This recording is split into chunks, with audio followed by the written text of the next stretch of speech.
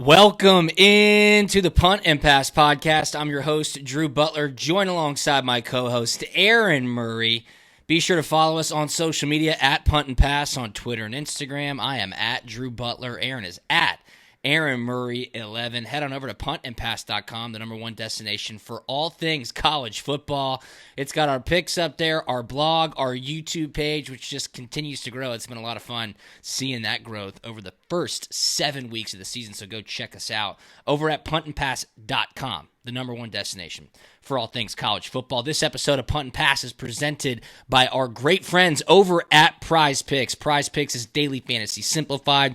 Everybody knows as of now to use the promo code PUNT. You get a 100% deposit match up to your first $100. Download the app today or go to prizepicks.com. How about this? The guys over at Prize Picks, they think of everything. Now you can cancel your entry if you don't like it within the first 10 minutes. How great is that, right? If you make an entry, if you get some injury news, maybe you see a weather report, you can go in and cancel that entry as long as you did it within 10 minutes. It is simply the best way to get down on any sport that you love. The Braves are going to the NLCS. What a game last night as Freddie Freeman goes yard in the 8th inning. NHL hockey is back. NFL football, Thursday night football. We got a great matchup tonight. Buccaneers against the Eagles. And, of course, college football. Our bread and butter. Prize Picks is the best. You can do cross-sport entries. You can win 10x your money. We love Prize Picks. Go to prizepicks.com, download the Prize Picks app, use the promo code PUNT to get a 100% deposit match up to your first $100. Aaron, it's week 7. You called the Georgia-Auburn game last week for the SEC on CBS, and you're back at noon this week, heading to Fayetteville as Auburn takes on the number 17 ranked Arkansas Razorbacks. A great game that's going to lead into the game of the week, number 11 Kentucky against number 1 Georgia. We'll discuss all of that, but buddy, you're busy. Yeah, man, it's amazing. You start calling some of these games, and my calendar just really gets crazy during these weeks, which is great, man. I just love getting on these interviews, talking football, talking SEC football, talking about these matchups within this conference this week. And I know obviously you and I will jump into some other conferences as well, but it's a big weekend in the SEC. I think we got some great football games all around, and we'll dive into them throughout the show. But Florida LSU, that big rivalry, Florida pissed off about what happened last year, about LSU really derailing any kind of thought about making the playoffs. Crazy. Auburn, Arkansas, the game I'm on, I'm really interested in that one. I think both teams are very evenly matched. A&M going to Missouri. How do they handle the success of beating the number 1 team in the country, Alabama? How do they do it? Can they get back? Can they get refocused? Kentucky, Georgia, you just said, best game of the weekend. Alabama, Mississippi State. Yeah, I got that one on the list. We're picking that game. Cowbells. Yeah. Got a tricky one. And then Lane Train back in Tennessee. I mean, every single game. Storylines. Minus Vanderbilt, South Carolina is really good in the SEC this week. Yeah, we got some great storylines, a great weekend in the SEC. We're about to get into bye-week season, right? So Georgia and Florida are off next week before the cocktail party. Teams are going to start getting weekends off.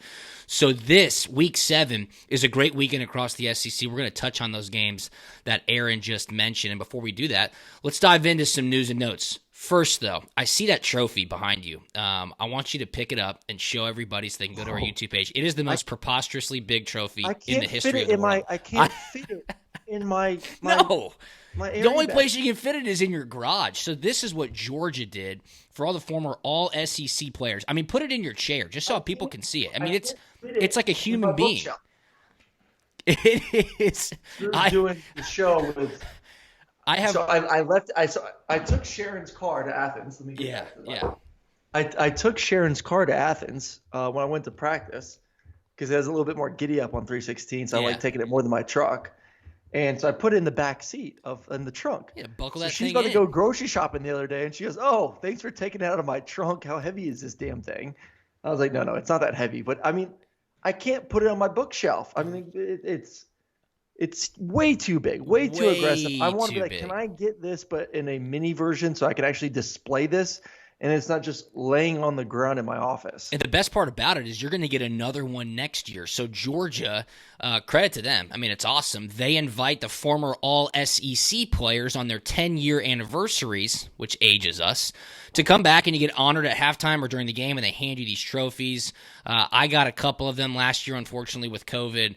Wasn't able to go out there, but I have 2 of them, and they got the one last year got shipped to my house. I mean, the box was bigger than my door. I could barely fit it into my house. Shout out to Georgia. Really cool honor. But the trophies are so Who's in damn charge big. of the trophies? Can we talk to someone about making? Hey, I got one of the It big might be boys. Chap Daddy, but no, Chappus. No, I don't know. I got the Big Daddy. I need one that I can actually display. I'm trying to. I love. We call him Bob. I love Your Georgia Florida Hall of Fame bust. my Georgia Florida Hall of Fame bust. But is it weird to have a bust? Bring that one up. Let's see that one, because that looks nothing like you, so right? I don't know if for those who do watch the YouTube, I always angle my camera away from the bust because I've had some people in interviews make fun of me for having a bust. But I'm like, is that something to be Let's see it. Get it. of? I want to see it because it looks nothing like you, right? Well, it's nothing.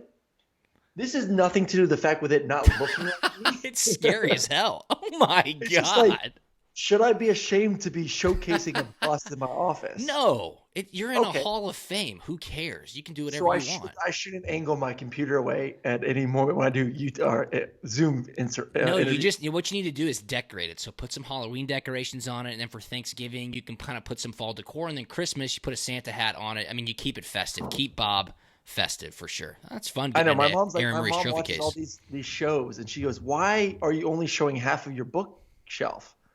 I'm like, "Where?" She's like, "It's kind of weird that you don't show that." I'm like, I've just had a couple people make fun of me for the bust, so I avoid putting it on TV. But you've helped me overcome that, Drew. I appreciate Okay, it. good. A little dive into Aaron Murray's office. Yeah, I think we just need to decorate Bob. Keep him festive. That will be great. All right, let's rip through these news and notes quickly, Aaron. I know we usually get a topic and dive into it for a little bit, but I think there's so many storylines across the SEC this week.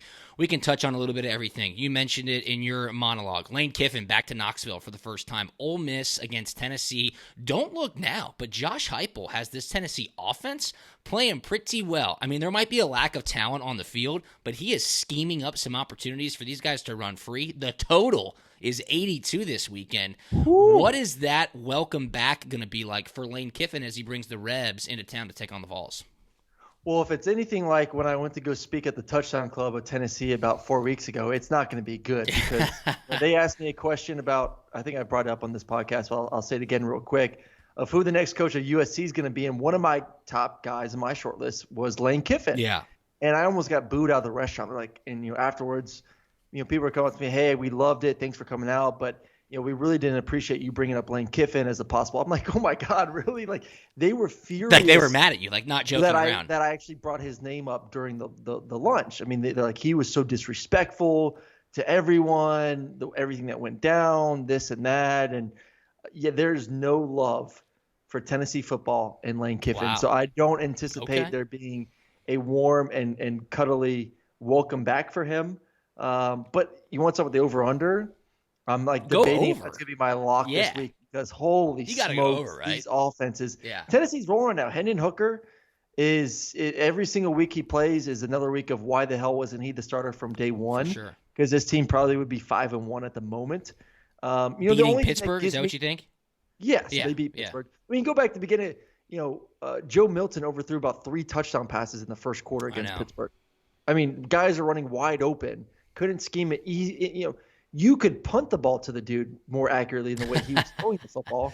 Team should be 5-1 right now. Yeah. The one thing I will say that gives me hesitation about the over on that one is the fact that both these teams face this type of offense every day in practice. Yep. They understand the up tempo. They understand the width. So that's why I'm like, maybe the defenses may show up a little bit because they see it every single day in spring and fall camp and even during the season. But no warm and cuddly for Lane Kiffin. I'll say that. Yeah, and that game is bunch of boot. That game's at 7:30 p.m. on SEC Network, so that crowd is going to be nice and lubed up for game time. And I remain steadfast in this. I think, first off, when Tennessee is good, it's great for college football.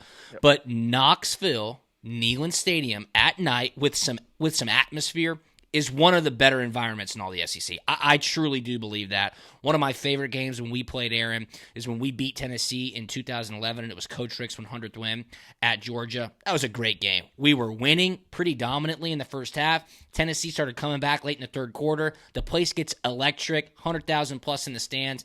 It's going to be a great atmosphere this weekend, and I agree with you. No love lost for Lane Kiffin. It should be an interesting welcome back for him in Knoxville. Speaking of coaches, Ed Orgeron, LSU. The wheels are falling off. Keishon Butte out for the season. Derek Stingley out indefinitely. A lot of questions right now. A lot of questions down on Red Stick. And it seems like it's already a foregone conclusion that unless they were to run the table, which is not going to happen for the rest of the season, Coach O is going to be sent packing. And he led one of the best college football teams of all time just 2 years ago. What happens here? And more importantly, where would they go? Because I have a name that is getting thrown around some NFL circles. I wonder if they could lure him back to LSU. Well, he's gone. I mean, he's gone. It's done. It's done. I mean, they're not who knows, because anything's possible based on the way we saw, A&M beating Alabama this past weekend. But right now, when you look at this football team, look at their schedule. They faced pretty much everyone's a top 25 team besides one game. So we'll give them that win. But 4-8 ain't gonna get it done. No, it just ain't gonna get it done at LSU. And it stinks because you think winning a national championship 2 years ago buys you some time, but it's just the way they performed last year, 5-5, going 4-8, 5-7, even 6-6. Say they find a way to maybe win two of them. Yeah, doesn't matter. I think the writing's on the wall. I think they're moving on. They have to do exactly what you said, Drew. They have to run the table in order for them to be able to keep him right now. So it's unfortunate, but it's the way we live in, the world we live in when it comes to SEC coaches. The only name that I know of that I've heard of, and there's a lot of energy for it, he played last night, Billy Napier at Louisiana. Okay. Big win last night. Yeah. I know that he's had some opportunities this offseason that to would make a possibly lot of go sense, some places. especially as he's at Louisiana right now. Yeah, I think there is a lot of momentum for him within the state to bring him over to LSU if and when they move on from Edo. Yeah, I was going to say, and he's been recruiting the state too, so I think that helps. Exactly. Too. Yeah, he's got some familiarity with the area, understands what Louisiana is all about when it comes to football, and he can do it. He's run a program before. I think that's key because the name that I'm about to give you has not run a program before, but he would certainly be a very desired candidate for the LSU head coaching role if that does happen, and that's Joe Brady. Would you go to Joe Brady and say, hey, come create that magic that you did in 2019? He, of course, was the play caller. He brought all that energy with Joe Burrow, Jamar Chase, and the gang when they ran through their entire schedule and just demolished everybody in 2019. I'm hearing Joe Brady's name starting to get murmurs for that Las Vegas Raiders opening that just came about with the John Gruden resignation. I don't know if he's ready for that, but he will be a hot name this offseason. Expect that name to be in the LSU circle if Coach O does get fired. Billy Napier will be right up there as well. Yeah, you know what? Another name I actually heard this morning was Bill O'Brien. And that's someone that obviously, if you're with Saban, especially if you're an OC, I mean, the offense is doing their thing. It was more the defense last week than anything.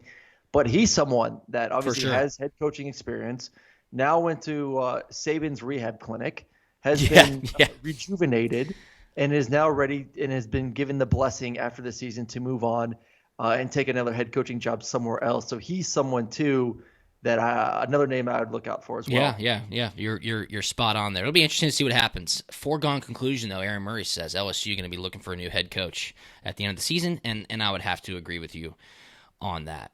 All right, some quarterback news here, and we're going outside the SEC. Obviously, if you watched the Texas-Oklahoma game a week ago, you understand that Spencer Rattler, preseason Heisman favorite, got pulled from the game. They brought in Caleb Williams, who's no slouch, 5-star, one of the top recruits in all the country. He redshirted in Norman a year ago, comes in, saves the day. So what happens now? TCU coming to town. OU's about an 11 to 13-point favorite. Very, very emotional game a week ago. Lincoln Riley keeping it very close to the chest, not announcing a starter. How do you throw Rattler back in there, especially if you do start Rattler? He knows in the back of his mind, if I don't perform fast and efficiently, I'm going to get pulled again, and this ship is sailed, buddy. I think you have to move on to Caleb Williams. I do, which is unfortunate because Spencer Rattler does have talent. He just has been very relaxed with taking care of the football this season. You can't win football games if you keep turning it over. And it's been an issue every single week this season, it seems like. So, yeah, Caleb Williams, if he gives you the best opportunity to go out there and play, you got to give him the go. And he needs the reps in practice. The one thing I don't like is if you're doing split reps heading into this game. Obviously, he's keeping things very close right now. But my only hope is if Caleb Williams is a starter and he's a starter, he better have been getting all the reps or like 90% of the reps in practice this week because he needs it. Yes. You just can't expect the kid to go out there and do what he did versus Texas with limited reps for the ones. Make the decision, stick with it, give them every opportunity to go out there and get ready for that game this weekend versus TCU, a quality opponent. For sure. And then see what happens. So my bet's on Caleb. I like what I saw last week. The one negative as you look at this game right now is, oh, my God, look what he did versus Texas. He's going to go out there and do the same thing. Now every defensive coordinator has film on him. For sure. They know what he can do. They know what the offense looks like with him at quarterback. There's an expectation. You can game plan against him as well. So I'm not anticipating him going out there and doing what he did versus Texas. But right now, I do think he's the better option. Based on the way Spencer Rattler has played. So we'll see what he can do. First start most likely this weekend. Yeah, it's going to be a big game. I like TCU. Take the points. That's not on our board, but take the points with TCU. I think they're going to slow the game down, run the football. That'll be my fifth pick. Because I can't make the fifth pick. Love it. That will be Aaron's fifth pick. This leads right into our next topic. We've talked about it in weeks past, but it even picked up more exposure with the Spencer Rattler getting benched news, and that's about these big NIL deals, especially for some of these quarterbacks who got a ton of publicity around the endorsement deals that they signed this offseason, early on in the season, and their lack of performance so far through 6 weeks. Aaron, I was on SEC Radio with you and Chris Childers yesterday, and you asked me great questions. I mean, we had a really good, candid conversation about it because, simply put, the guys who signed the biggest deals, the guys whose deals were most publicized in the media and on social media, think DJU at Clemson with Dr. Pepper, JT Daniels with Zaxby's at Georgia, Sam Howell with Bojangles, I think, at UNC. Yep. Spencer Rattler with, I don't even know, he signed a ton of them. It's making you scratch your head a little bit, right?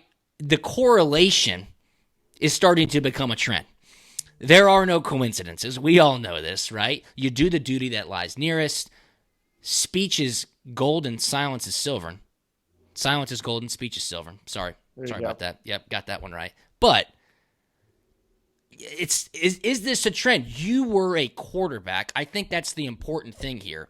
I want your perspective because, yeah, the public noise gets loud, Aaron. I'll tell you this right now. It's not going to stop. The business owners probably like that they're still talking about it because their businesses continue to get brought up in all these news articles. And simply put, Spencer Rattler is not playing poorly because he has a free car. I don't know. Please give me your thoughts. I don't think so. I mean, these guys have far more to worry about than, I just played a bad game. I'm sorry I pissed off Mercedes-Benz now. Like, no. Yeah. They're more like, damn, I just played bad. I didn't give our team a chance to win. I didn't, help my draft stock. I didn't help my Heisman stock. Like, for sure. There's bigger fish to fry than worrying about did you piss off the people who are paying you money. And I agree with you what you said right there, Drew, and the fact that, these brands are still getting brought up. So that's all they want. It's all about attention. It's all about how many times you've been tweeted. Yeah.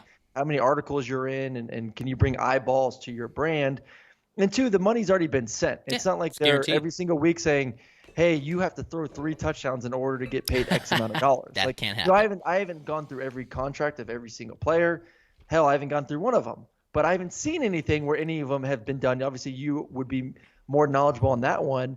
But there's not been one that I've heard of where it's like you have to meet X it can't happen. It's not amount of touchdowns or yards or interceptions or tackles in order to get the car. Like, I don't think there was a tow truck at Spencer Rattler's house this past week towing away whatever brand car that he's driving right now.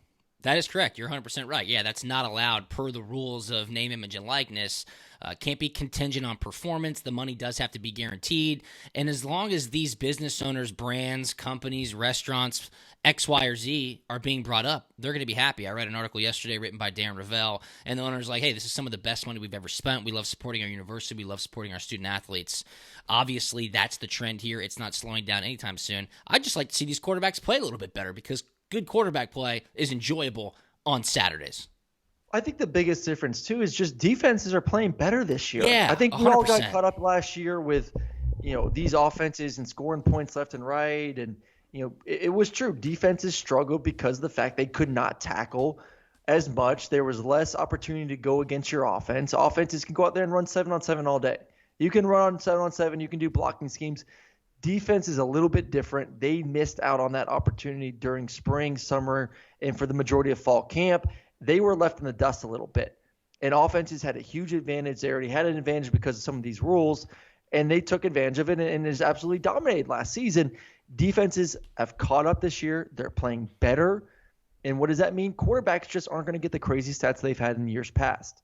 Doesn't mean they're bad. Doesn't mean they don't deserve the money and the attention. It just means that we need to lower our expectations for the majority of these quarterbacks around the country. I 100% agree. I 100% agree. And if you're a business who wants to get in on the NIL action, head on over to iconsource, iconsource.com. Download the iconsource app. If you're a student athlete listening, totally free to sign up. Brands can reach out directly to you and send you NIL endorsement deals. Aaron, iconsource bus coming to Athens this weekend. We're going to be on the corner of Lumpkin and Baxter and Millage, right there across from Ty Fricks and the gang with the Letterman's Club. So high traffic area. If you see us, we're going to be bumping music, having a fun time. Come say hello. It's going to be an awesome weekend in Athens. Did I miss anything, or do you want to get into prize picks, Aaron? Let's get into prize picks. Let's do it. Let's get into prize picks. I need help. I need help on prize picks. I am doing awful this year. Like, seriously, terrible. If you have a prize picks lock, tweet it at me, at Drew Butler, at Punt and Pass on Twitter and Instagram. I need help in the biggest way possible. Prize Picks is daily fantasy simplified. Use the promo code PUNT. You get a 100% deposit match up to your first $100. Aaron, we've got great action this weekend, especially inside the SEC. So when you head on over to prizepicks.com or pull up that Prize Picks app, you're going to see a lot of opportunity. I think one game that really is going to catch my eye is, how does Alabama respond? How does Alabama respond after losing last week at Texas A&M? They got to go back on the road. They're heading to Starkville to take on Mississippi State. We're going to pick this game in a little bit, but I would think they come back in a big, big way. That is one team that I would not want to play after they've lost for the first time in 600-plus days. Right now at Prize Picks, Bryce Young, over-under 319.5 passing yards, and Will Rogers, over-under 299.5 passing yards? Come on, man. Is that free money? Are you going under Will Rogers? What about Bryce Young? I'm going under both quarterbacks. Not saying Bryce Young's going to have a bad day. It's just based on what Mississippi State does defensively with that, more of that 3-3-5, more DBs, keep everything in front of you type mentality. There's more opportunities for the running game for Alabama to really get going. So that's, in my sense, why. Plus, those damn cowbells are annoying as hell. It's just a pain in the ass to play there. So I'm actually going to go under both of those quarterbacks for this ball game. All right. Under Bryce Young, 319.5. Under Will Rogers, 299.5. I'm going to go over Bryce Young, 319.5 passing yards. I will go under, certainly, Will Rogers, 299.5 passing yards. I think Alabama's going to come out fierce. Remember, this is where Tua got hurt a couple of years ago, Aaron, at Mississippi State in Starkville when he hurt his hip. I think there's just a lot more storylines here. More importantly, Alabama's going to be super, super pissed. I would think that they're going to run it up. I don't expect Mississippi State to put a lot of points on the board by any means necessary. How about our boy Bijan Robinson? Okay, Oklahoma State, Texas is a really fascinating game. Oklahoma State's undefeated right now. They have a top 25 defense, Aaron. Texas's offense is for real. Yeah, they blew the game in the Red River Shootout a week ago, but Bijan Robinson almost went over on his Prize Picks projections in the first half last week. This weekend against Oklahoma State, yeah, the game is in Austin, he is projected 110.5 rushing yards against the Pokes. What are you thinking? I'm going to go over in this one just because how balanced the offense is. I mean, it's not just an offense where you can look at Texas and say, oh, my God, we just have to stop Bijan and we're going to be fine. They are throwing the ball over the ballpark, so you can't load the box. We obviously know how good of a play caller Sarkisian is. Bijan is a legitimate Heisman guy at the moment. He deserves the hype. I'm going to go over for him. This is a big-time moment for Texas, a bounce-back game. I think there's a lot of confidence in that locker room, even after a loss, that, hey, we can do this, boys. Like, we are just as good as anyone in this conference. I think the offense shows out once again this week. They haven't faced anyone like Texas offense. Yeah. They haven't, Oklahoma State. So give me the over for Bijan. Over 110.5 rushing yards, Aaron Murray says, for Bijan Robinson up against Oklahoma State. I'm going to throw a name at you that we haven't necessarily talked about. We did discuss him in our NIL segment, but it's Clemson's quarterback, DJ Uiagalelei. Clemson's playing Syracuse on Friday night up at the Carrier Dome. DJU is projected 2 passing touchdowns. I'm telling you right now, Syracuse on Friday nights, funky things happen. They got 2 very good corners, too. Stud cornerbacks. So here's the thing for you. Yeah. DJU projected 2 passing touchdowns over or under, but also Justin Ross is projected a half a reception touchdown. Do you think DJU gets more than 2 passing touchdowns? And you think if he does one of them go to Justin Ross? I think DJ gets 1 passing touchdown. And I think it would, if I had a bet who would go to Justin Ross. Okay, so you're going to go DJU under 2. Under 2. And you're going to go Justin Ross over a half. Yeah, I think DJ 2 is max touchdown-wise. I don't think he's getting 3. At the Dome, Syracuse DBs, I'm pulling up my game chart from early in the year. I'm drawing a blank on names real quick, but they are legit on the outside. Really like those guys. Here you go. I'm going to give you 2 names right now. Garrett Williams and Deuce Chestnut. Yep.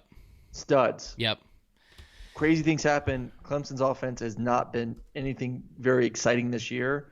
I take the under for the QB, and I think I take the over on the receiver. Yeah, it's interesting. Dabo kind of getting exposed without having that real franchise quarterback like he's had for the last 8 years, being Deshaun Watson and Trevor Lawrence. DJU, gotta get that fixed. It's crazy because I'm looking at ESPN.com right now, and I didn't see the game, but I have my top 25 toggle on. Clemson's not in the top 25. That is Clemson at Syracuse Friday night at 7 p.m. That's Prize Picks right there. Here are our picks. I'm saying over Bryce Young, 319.5 passing yards. Aaron says under Bryce Young, 319.5 passing yards. Aaron and I say under Will Rogers, 299.5 passing yards. Aaron and I both say over Bijan Robinson, 110.5 rushing yards. Aaron says under DJU 2 touchdowns against Syracuse. I'm going to say over. I'm going to think DJU gets a couple back on track up in Syracuse. And we'll both go over Justin Ross, a half a reception touchdown. Head on over to prizepicks.com, download the Prize Picks app, use the promo code PUNT. You get a 100% deposit match up to your first $100. Major League Baseball, NHL, NFL, college football, cross-sport entries. Win 10x your money. Prize Picks is the best. We love our friends. Over at Prize Picks, use the promo code PUNT. PrizePicks.com. All right, let's pick our games, brother. We're each 18-12 against the spread, which is really respectable. Our locks are 1-5. Things need to change, okay? Things need to change, and they do change this week. Let's start with the game of the week, though. It's number 11 Kentucky heading to Athens to take on the number 1 ranked Georgia Bulldogs. This is your 3:30 p.m. SEC on CBS game. Georgia is a 22.5-point favorite. The total, I have this written down wrong. I think it's 42.5 points. I'll double check that. Aaron, start me off with your thoughts, please, sir. It's 44.5 points. 44.5 points. I think it's a great football game. I do. I think Georgia obviously wins this thing. No doubt in my mind about it, especially with the wake-up call they saw with A&M versus Alabama last weekend. They ain't trying to get embarrassed on CBS like Alabama did. So they're going to come out. We know the crowd's going to be crazy. A lot of energy in the stadium going back to that game versus Arkansas a couple weeks ago. So I like Georgia. I love the defense. The thing with just the point spread, Kentucky runs the ball really well. It's funny. I was on the radio with Peter Burns this morning. He's like, all right, you're so confident in Georgia. Let's do a position breakdown. Who is the better quarterback? Who would you take right now, Will Levis or Stetson Bennett? I'm like, Stetson's playing super efficient. I love Stetson. I think Will Levis is the better quarterback, and he played really well versus LSU. So I'll give the slight edge to LSU, just slightly. Not a lot, just slightly. He said, who's the better running back? You said you meant Kentucky. You said LSU. You'll give the slight edge to Kentucky, yes. Give the slight edge to Kentucky. He's like, who is the better running back? I'm saying Kentucky is the better running back. Georgia's the better running back depth. Yes, 100%. But better running back, you give it to Rodriguez. Based on statistics, like, okay. I agree with that. He said, who was the better number one receiver? Yes. I said McConkey, of course. No, I was like, no, Wandell is a beast. Yes. I mean, so Kentucky, he's a beast. He's one of the best playmakers in the SEC. Tight ends, Georgia, coin flip at the offensive line. So, I mean, pretty similar offenses in what they want to do. Pretty much the same. Obviously, big advantage to Georgia on the defensive side. But this is an offense that wants to run the football for Kentucky. They got the running back. They got a big, strong quarterback that can run it down your throat as well. They got one of the premier wide receivers that they'd like to match up and move around and jet sweeps, put him in the slot, put him outside. All in all, they're going to try to shorten this game up. Yeah, they're going to eat up the clock, run the football, eat up the clock, play the field position game, and force Georgia to have to drive down the field. And I'm still, for even how good they played last week on the road versus Auburn, this is not a extremely dynamic offense for Georgia because of the lack of depth at the receiver. The playmakers are still hurt. I think Kentucky defensively is pretty darn good. So I think they could keep this game to somewhere around like 31-10. So, I mean, Georgia still blows them out. Yeah. But they keep it under that 22.5. Yeah, I'm going with the dogs here, okay? I'll just say this right up front. Kentucky's never won a big football game in their program's history. Seriously. Remember what happened in 2019? Georgia had to go to Lexington. Is that right? No. Yes, I think that is correct. They had to go to Lexington. It was for the SEC East. It was a huge game. There was a ton of excitement around it, and Georgia just absolutely whooped up on Kentucky. You've been talking about it week after week. Home field advantage is so real this year, especially after last year with limited capacity and or no capacity. Georgia and Sanford Stadium is going to be so loud at 3:30. It's the first time the Dogs have been ranked number one in season since 1982, as we discussed on Monday. This is too big of a spot for Kentucky. Georgia is going to shut down their offense. I get it. Will Levis, okay, give him credit. I know Rodriguez is a good running back because he gets 120 carries throughout the season. He is their premier back. Wandale Robinson, yes, of course, he is their featured wide receiver. But look at Georgia's defense as a whole. I have to shout out a tweet that I saw this morning. This is from Dog Sports, at Dog Sports, DAWG Sports. He was responding to somebody saying, I am sick of all this Georgia confidence. Georgia fans are acting like their team is the 85 Bears. It's nauseating. And he quote tweeted it at Dog Sports and said, this is an absurd comparison. The 1985 Chicago Bears gave up 16.3 points per game through 6 contests. Georgia's only surrendering 5.5 points per game. Think about that. 5.5 points per game. It is crazy. And the fact that people say, I haven't heard this much, but some would say Georgia hasn't played anybody. Others would say, their competition has been low. It's kind of hiding the real statistics behind Georgia's success on the defensive side of the ball. That's just not true. Georgia's absolutely loaded on the defensive side of the ball. I think this offense is starting to understand what they are good and how they can continue to run at a fast pace and put points on the board. Get this too, Aaron. Georgia's not healthy by any stretch of the imagination. Not even close. Georgia's not healthy by any stretch of the imagination. I'm going to read out these 12 names that were currently out or injured after last week, and I know some of them will be back on the field against Kentucky. These are big-time names. Jamari Sawyer, Chris Smith, Kenny McIntosh, Jermaine Burton, Marcus Rosemy-Jackson, JT Daniels, Amir Speed, Tresman Marshall, Tate Ratledge, Arian Smith, George Pickens, Jalen Kimber, Dominic Blaylock, Ryan Davis. I mean, what is going on here? This is such a deep team. They have so much talent. They're very well coached. They are prepared for this moment. Game days in town. SEC networks in town. 3:30 SEC on CBS. Georgia's going to wipe the floor with Kentucky. The only way they don't cover is if Kentucky gets a late score. I don't think that's going to happen. I see 35-10. That's a cover. That's exactly what I think happens here. And I think Georgia's going to continue to rock and roll. Yeah, please. First time 2 SEC East teams will face off with both being 6-0 or better. First time ever? First time ever. That's never happened with Georgia, Florida?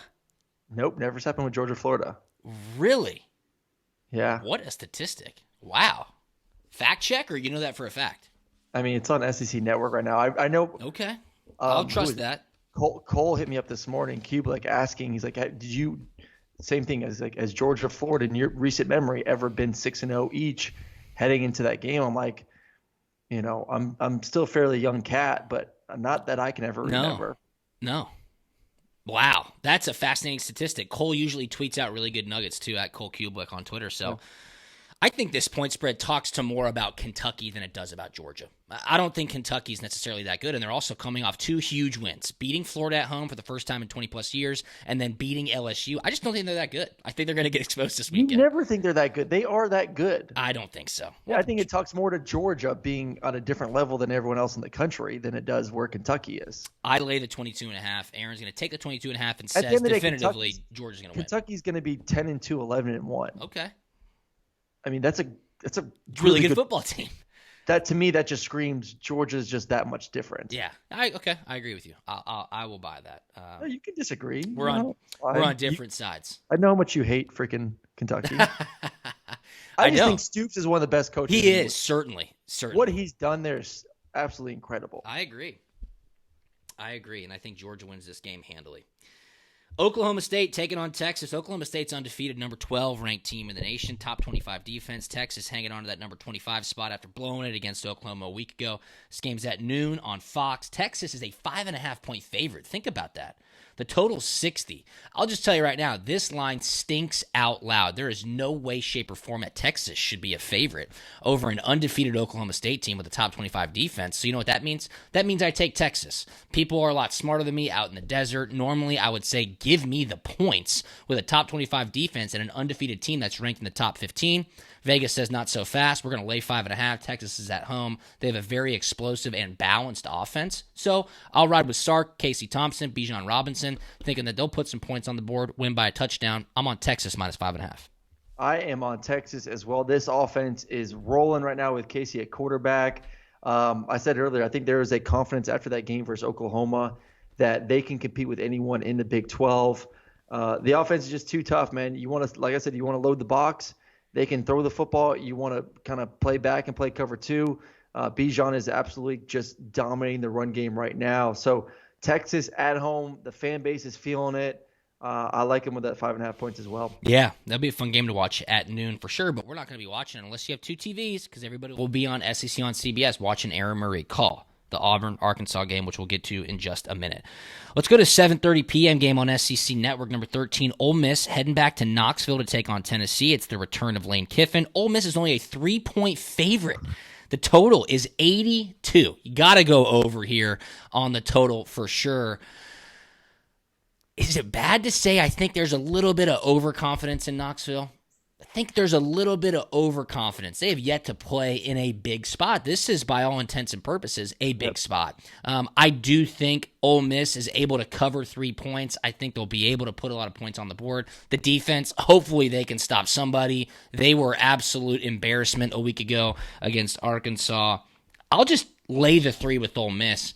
I think this is kind of that moment where Tennessee gets really excited, and unfortunately, it's one of those growing pains. Hey, we're going to learn and get better from this experience. Lane Kiffin will have the boys ready to go. I'll lay the 3 with Ole Miss. I'm with you, and I thought it was really impressive watching Matt Corral last week. I mean, the year before, he threw 5-6 interceptions versus Arkansas. He came back, had a great game. They ran the ball extremely well.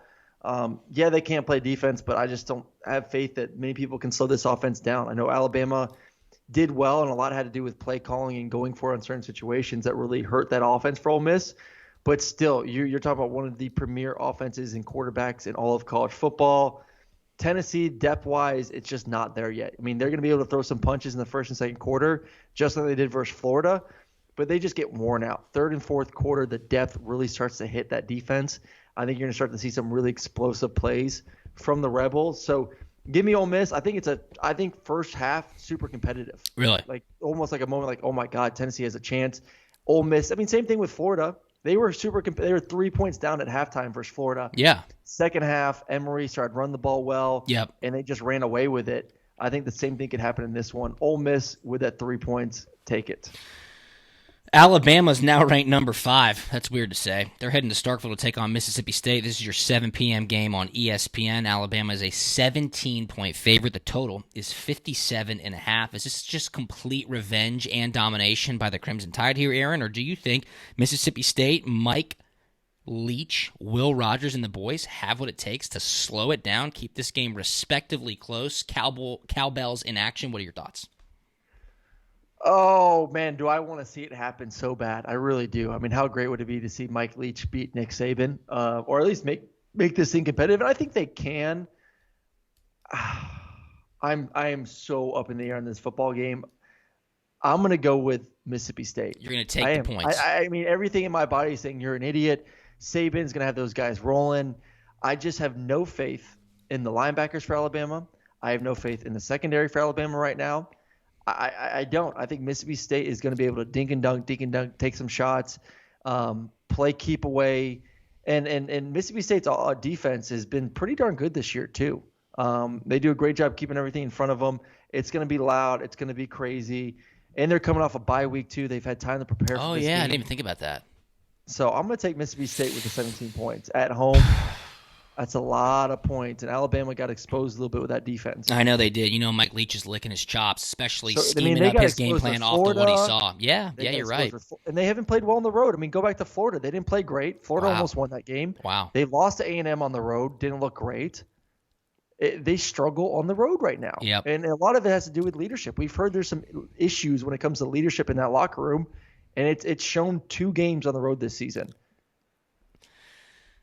Man, you're almost talking me into it. I can't fade Alabama. I have to lay the 17 points you never here. Fade Alabama. I think the leadership is Coach Saban, right? And I think that he has been riding these boys all week long. I didn't even think about Mississippi State coming off a bye week. You know, Coach Leach was sitting there watching that game against Texas A&M, drawing up plays while sipping on rum with his Pirates surrounding him. But I think Alabama takes care of business. I know it'll be a ruckus environment. I know that the Cowboys will be out in full force, but it's Mississippi State. This is Alabama. I mean, the schools are 45 minutes apart. Give me a break. Lay the 17. I'm kind of scared because I'm all chalk right now. And unless I talk myself or you talk me out of this Auburn-Arkansas pick that I have written down, I might be all favorites this week, which would be alarming, but who knows? Who knows? Good.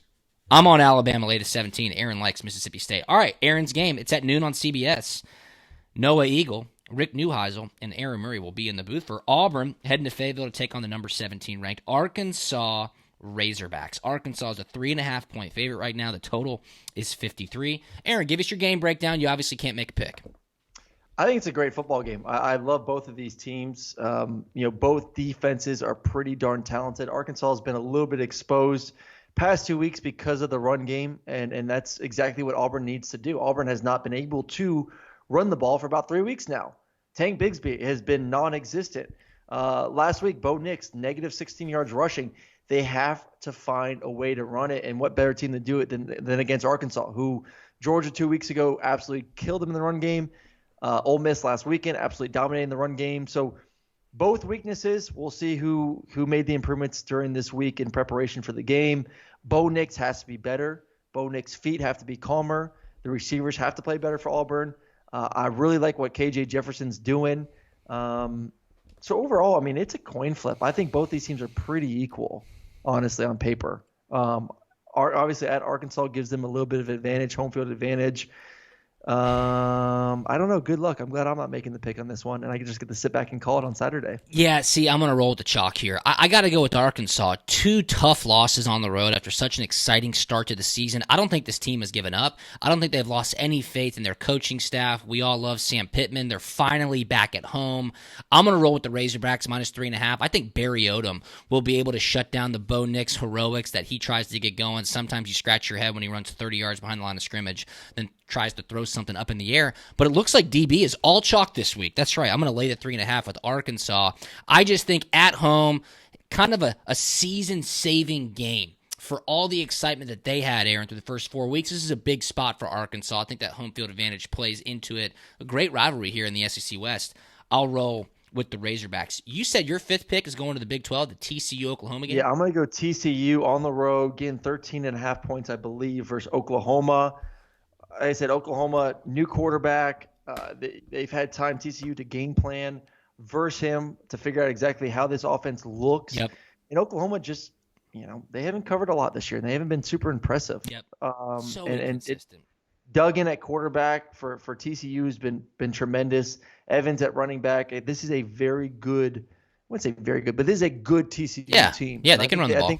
I think everyone in the Big 12 kind of smells some blood in the water right now with the Sooners, and I think they're ready to attack. All right, I like that pick. TCU plus 13.5. So, Aaron, you have 3 dogs this week, and I have 5 favorites going all chalk, punt, pass, and pick. We're both 18 and 12. We'll see who separates himself this week. Now, let's go to the locks. Please give me a winner here. I don't care if I go 0 and 5, as long as I get my lock right. I mean, holy cow. Unless your lock is one of your 5 favorites. No, it is not. I'll give you my flip the field special. It's also called the flip a coin because it's 50%. I mean, way less than 50%. This is awful. This is embarrassing. Colorado is laying 7 at home against Arizona. Arizona is the worst team in college football. It is embarrassing what the Arizona Wildcats look like right now. Colorado's at home. This is a rivalry-esque type game. I will lay 7 points. Buffaloes, please win by more than a touchdown. That is my flip the field pick of the week. Please put a W. Please put a W on the board so I can get to 2 and 5. Colorado minus 7.